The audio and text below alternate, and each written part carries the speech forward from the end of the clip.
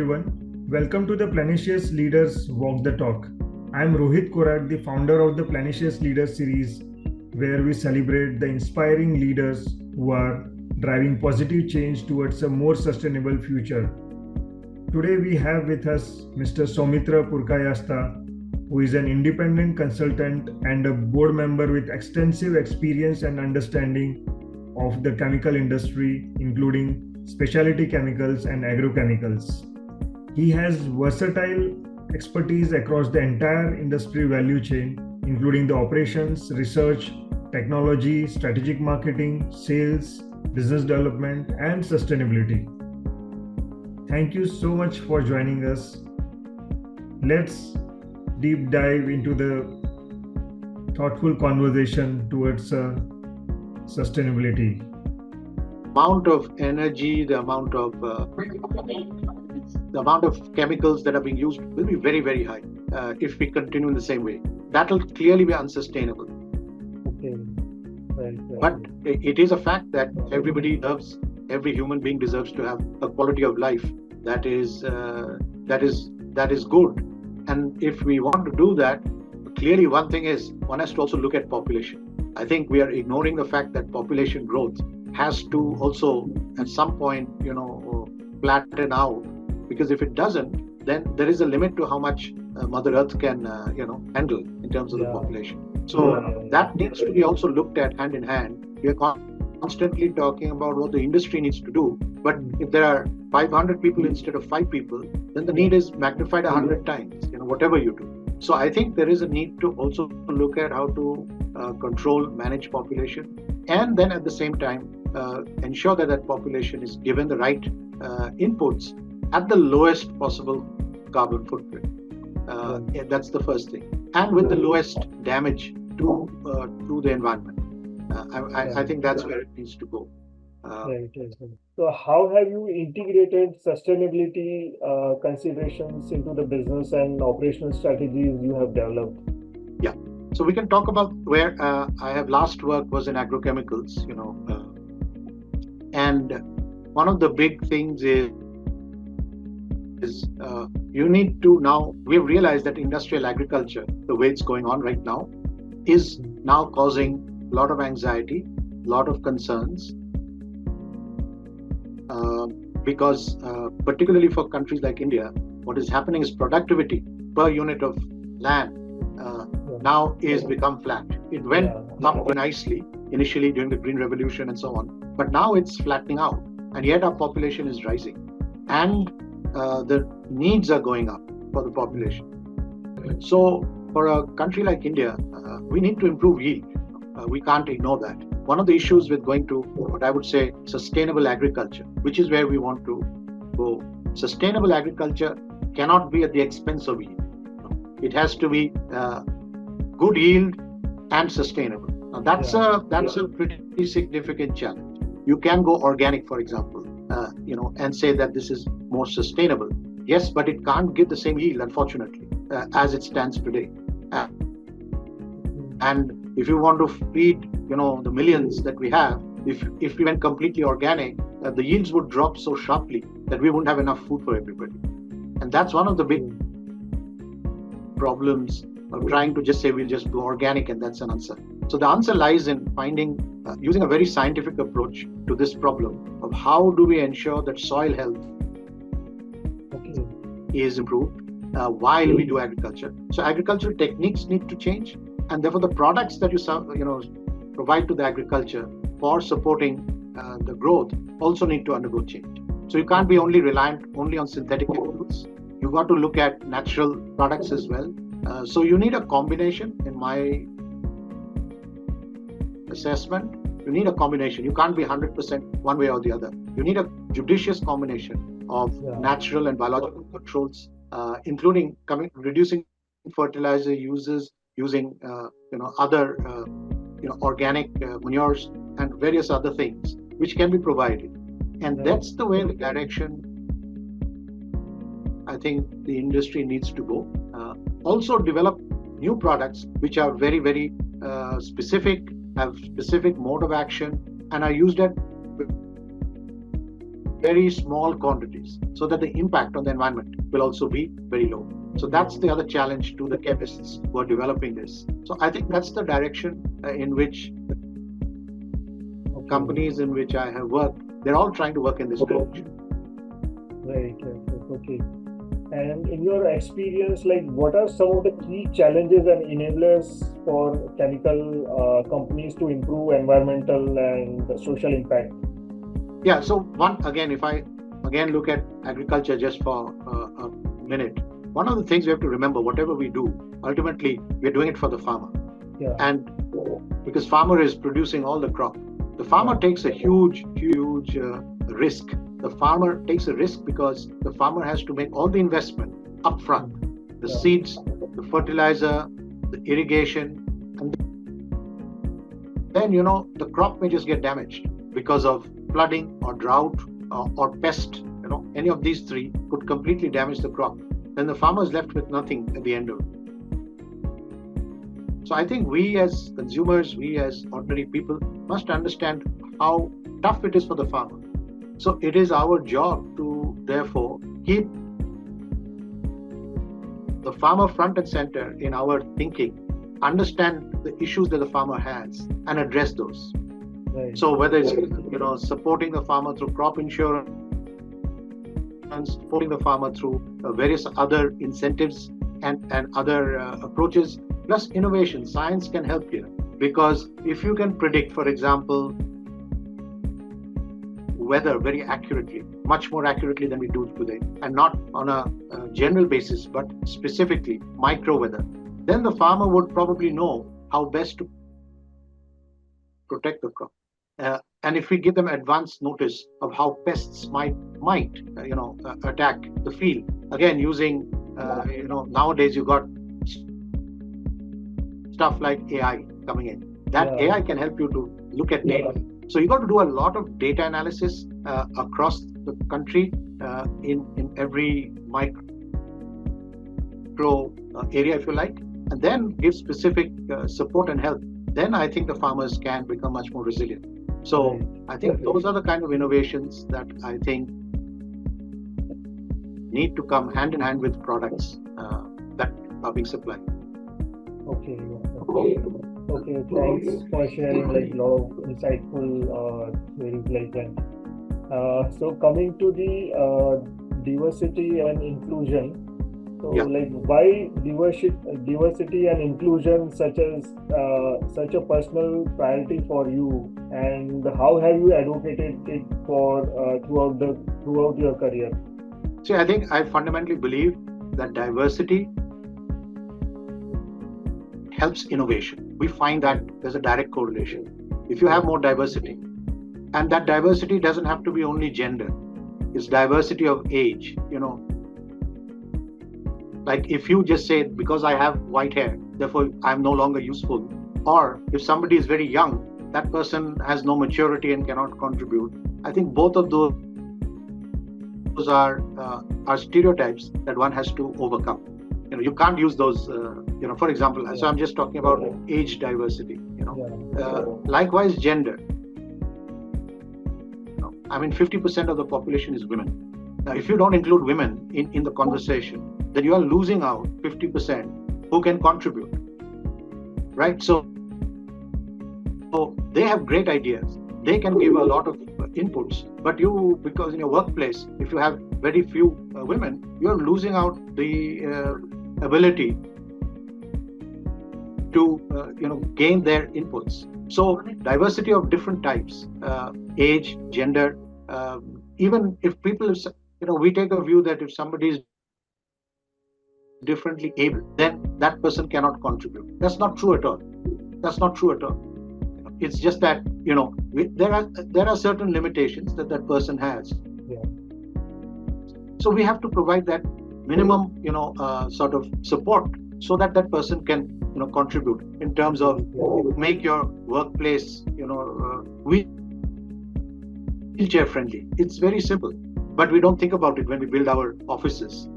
Like, do you have a ramp? Do you have even a proper washroom where the person can go? We don't think about these small things. But if you have that, then a person can function without any, and they don't need your, pity. They just need your support. So we need to understand that. And if we do that, then you can get everybody to contribute. And I think this whole thing about innovation will really improve significantly. So that's what I think, why I feel that diversity is something we should. So we have gone through your initiatives like the Spectrum, Spectrum initiative you did. Yeah. So can you just give us some highlights of the Spectrum? Like what have you developed and like how you came to this particular initiative? So what we tried to basically do is to sort of first build awareness. Okay. Because there is a lot of lack of awareness of this whole thing about LGBTQ. The fact that gender is not binary and that gender is fluid, that itself is a concept that takes a long time for people to accept. So, all of us just believe that gender is just binary, right? At best, now we hear about transgender in India, but the fact that people can be anywhere on the gender spectrum, and that's the reason it's called spectrum. Gender is not binary; it's a spectrum, and we don't understand that. So, therefore, first to build awareness that people are different, and therefore their gender identity is not something that if you put a stamp on it, they find themselves being pigeonholed into something that they're not part of. Because if you say men and women, then someone who is not, sort of identifying with one of those will feel uncomfortable. So first to build that awareness that there is a spectrum, and we need to include them. By creating these compartments, you are excluding them because they feel uncomfortable. They don't know where they belong.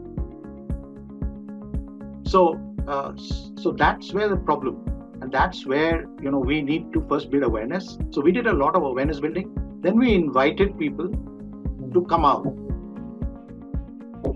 Because it's a safe place, we would respect the person's degree for anonymity. Because a lot of people still, in spite of, are very hesitant to say that they are that kind of gender, because they will get, sort of lampooned by people and so on. So there's a lot of concern, and that's why. So we've tried to encourage LGBTQ plus people to come on board. But what we found in Asia Pacific, which is where I work, there were a lot of people who were actually there, and we did a survey, and our survey showed that people who were not certain about their gender identity was as high as 9%. And I am aware that a study done in India within one company, when they did this very honest survey, it was 12%. And yet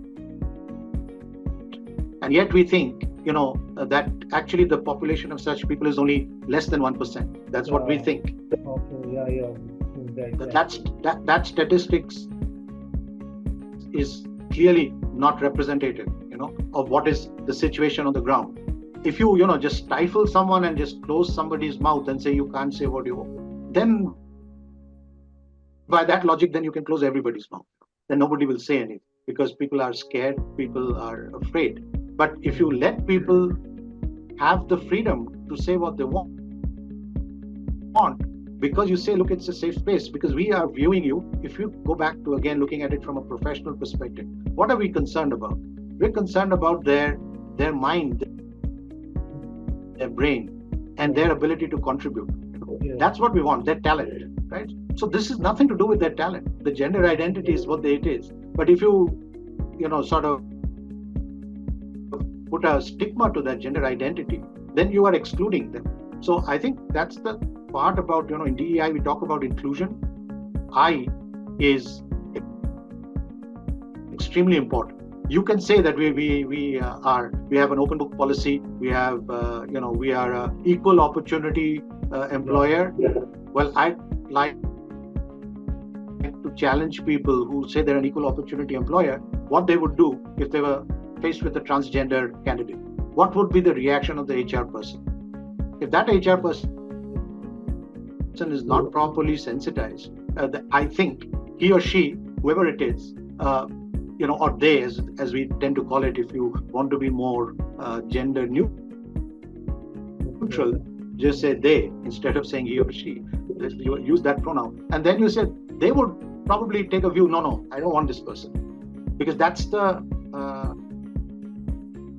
psychological setting in the mind. So that's where I think the change needs to come, and that's why it's all very well to say I'm equal opportunity. You really got to practice it. So certainly in the companies that I work, we certainly started saying that we will specifically give the same kind of medical facilities, for example, and even paternity and maternity leaves, even if the partners are same gender. So you start with issuing policies, making people aware, and then practicing. Now, practice is a lot more difficult in countries like India. So we have limitations, but we have to keep trying. Okay. So coming to this, how have you tried to be a role model for younger generations, interested in pursuing purpose-driven careers in the chemical and broader industrial sectors? I don't consider myself any kind of role model, by the way. I am not. But what I think is, I would just say that keeping your mind open, I think, is very, very important. So I have always advocated that, and that goes for me too, not just for anybody else. So I will always say, let's keep your mind open for new ideas. It's easier said than done. This sounds like a cliched statement, but I don't think if to practice it is not that easy. Because it tends to happen in an organization that you receive a new idea, you immediately in your mind you reject it. You don't say so, but you reject it. So then you're being actually right, and you still pursue what you think is right. So I think to learn to really assimilate new ideas, bring them to the table, and discuss them, and never reject an idea saying this is bad, but say right now we will keep this, we'll park this, because finally you got to take a decision. You can't just walk around with hundreds of ideas and do nothing. So you park some, but you say we'll pursue this, but we will not reject that. So I think that approach, especially when you're doing innovation, is critical. And I would say that even in business, the ability to do that is something I think we all need to learn. And that's a learning process. It's a learning process for me. It's a learning process for anybody who we work with. So that's how I would say, to my mind, that's the most important thing. The other one is, I keep saying, there can be areas which you don't know anything about. So I will always advocate, it's not a crime that you don't know. But if you have the desire to know, then that's good enough. Because if you got the intellect and if you got the common sense, then you can always learn. Something which is highly specialized, yes, that may not be possible. But 90 out of 100 things that we do in everyday life, they're not that specialized. So we can learn. So I think to admit that you don't know is also equally important. And for all of us, we don't know, fine, but so what if I don't know? But I'm curious. So improving curiosity, I think that's very, very important. To be curious and encourage youngsters to be curious. I would encourage that too. And that applies to me myself. That applies to me also, because I am learning a lot of things with respect to the sustainability and the SDG goals and the inclusion, the diversity and inclusion. So it is also a learning opportunity for me. So like I have gone through Yes, your, for like, everybody, any interaction. It's a yeah, learning. right, absolutely right, yeah. Okay, so I think, done, yeah. Okay, so thank you so much, sir, for joining us, and like we will conclude over here, and so we have a very like transformative experience, like having the conversation, like this kind of conversation, and like we will keep connecting, and we will see like what best can be done like within this particular industry. And so like what we are doing is like we are like going with the industry leaders, like who are like doing something with respect to the sustainability and like sustainable development goals. So and we have this platform called Planetious Leaders, like where we will be keeping this interview sessions, and like I will just I will send you the this interview, and the edited version, and then like you can go through that, and once you are okay with that, then we will just like post it on our website. Like we have launched a planetiousleaders.org like website, so that will be launching very soon, and from there like you can share with your like the leaders, like other leaders also. Thank you very much. Thank you for giving me the chance to talk. Thank you. Thank you so much. Thank you.